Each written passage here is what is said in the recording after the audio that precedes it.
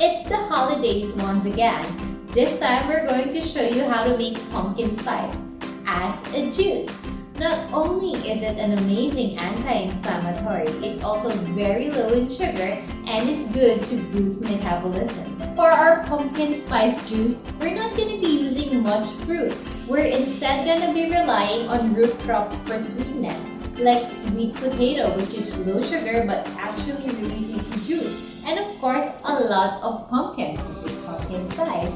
And we're also going to be adding carrots for color and additional sweetness, cinnamon, ginger, and the pumpkin spice mix, which is just nutmeg, cinnamon, and a bit of ginger powder.